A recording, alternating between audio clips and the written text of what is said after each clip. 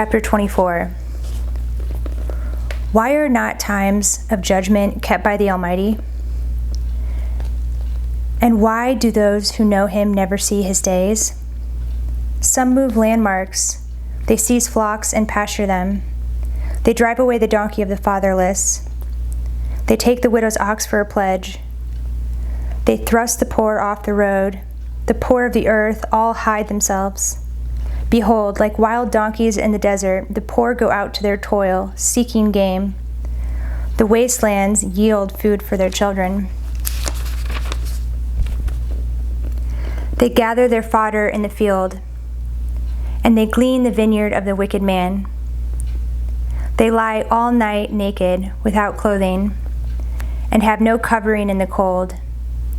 They are wet with the rain of the mountains, and cling to the rock for lack of shelter.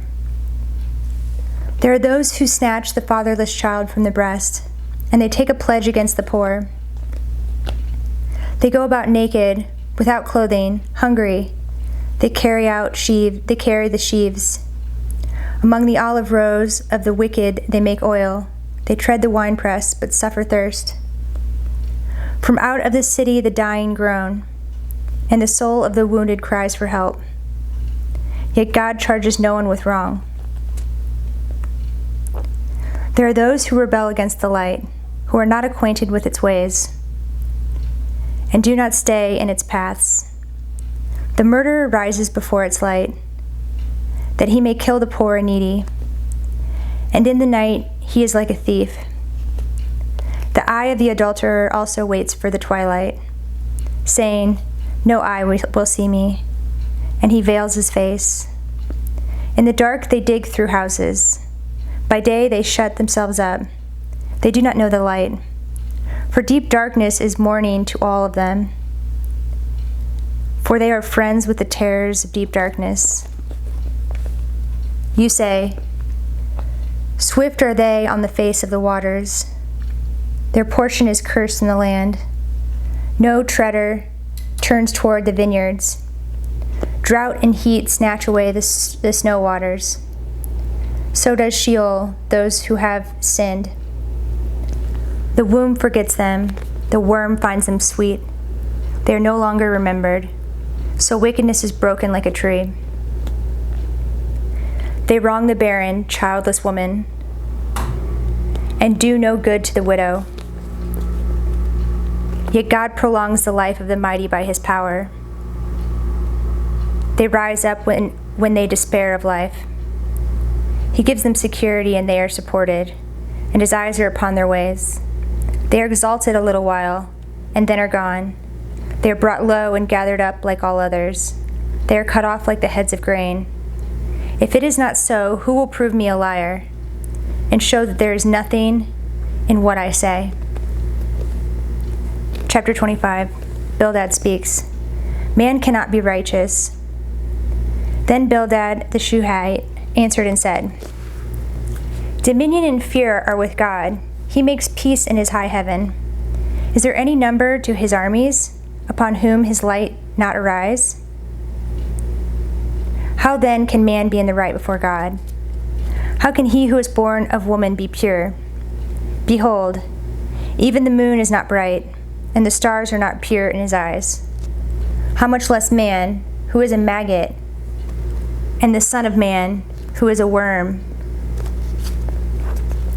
Chapter 26. Job replies, God's majesty is unsearchable. Then Job answered and said, How you have helped him who has no power. How you have saved the arm that has no strength. How you have counseled him who has no wisdom, and plentifully declared some sound knowledge. With whose help have you uttered words? And whose breath has come out from you? The dead tremble under the waters and their inhabitants. Sheol is naked before God, and Abaddon has no covering. He stretches out the north over the void, and hangs the earth on nothing. He binds up the waters in his thick clouds, and the cloud is not split open under them.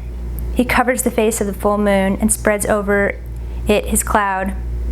He has inscribed a circle on the face of the waters, at the boundary between light and darkness. The pillars of heaven tremble and are astounded at his rebuke. By his power he stilled the sea. By his understanding he shattered Rahab. By his wind the heavens were made fair. His hand pierced the fleeing serpent. Behold, these are but the outskirts of his ways, and how small a whisper do we hear of him. But the thunder of his power, who can understand? Chapter 27. Job continues, I will maintain my integrity. And Job again took up his discourse and said, As God lives, who has taken away my right, and the Almighty, who has made my soul bitter, as long as my breath is in me, and the Spirit of God is in my nostrils, my lips will not speak falsehood, and my tongue will not utter deceit. Far be it from me to say that you are right. Till I die, I will not put away my integrity from me. I hold fast my righteousness and will not let it go. My heart does not reproach me for any of my days. Let my enemy be as the wicked, and let him who rises up against me be as the unrighteous. For what is the hope of the godless when God cuts him off, when God takes away his life? Will God hear his cry when distress comes upon him? Will he take delight in the Almighty? Will he call upon God at all times? I will teach you concerning the hand of God. What is with the Almighty I will not conceal. Behold, all of you have seen it yourselves. Why then have you become altogether vain? This is the portion of a wicked man with God, and the heritage that oppressors receive from the Almighty. If his children are multiplied, it is for the sword, and his descendants have not enough bread. Those who survive him the pestilence buries, and his widows do not weep. Though he heap up silver like dust, and pile up clothing like clay, he may pile it up, but the righteous will wear it, and the innocent will divide the silver. He builds his house like a moth's, like a booth that a watchman makes. He goes to bed rich, but will do so no more. He opens his eyes, and his wealth is gone.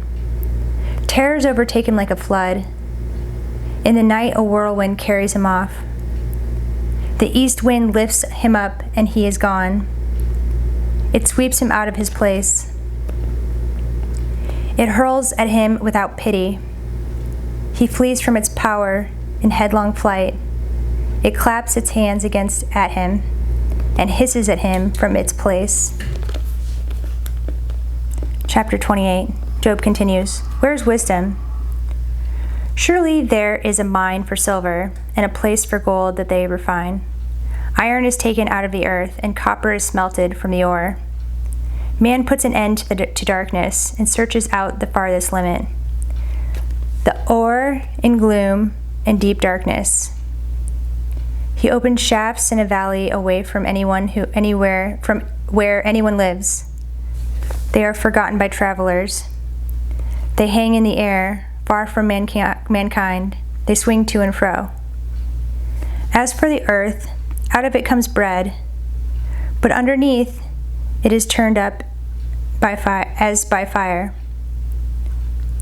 Its stones are the place of sapphires, and it has dust of gold. The path no bird of prey knows, and the falcon's eye has not seen it. The proud beasts have not trodden it.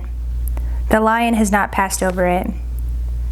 Man puts his hand to the flinty rock and overturns mountains by the roots. He cuts out channels in the rocks, and his eye sees every precious thing.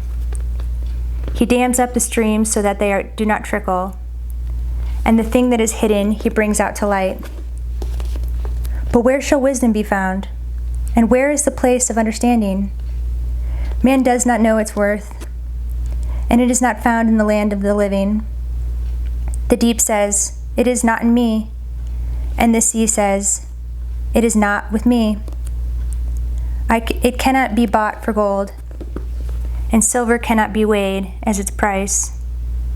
It cannot be valued in the gold of Ophir, in precious onyx or sapphire. Gold and glass cannot equal it, nor can it be exchanged for jewels of fine gold. No mention shall be made of coral or of crystal. The price of wisdom is above pearls. The topaz of Ethiopia cannot equal it, nor can it be valued in pure gold. From where then does wisdom come? And where is the place of understanding? It is hidden from the eyes of all living, and concealed from the birds of the air. Abaddon and Death say, "We have heard a rumor of it with our ears."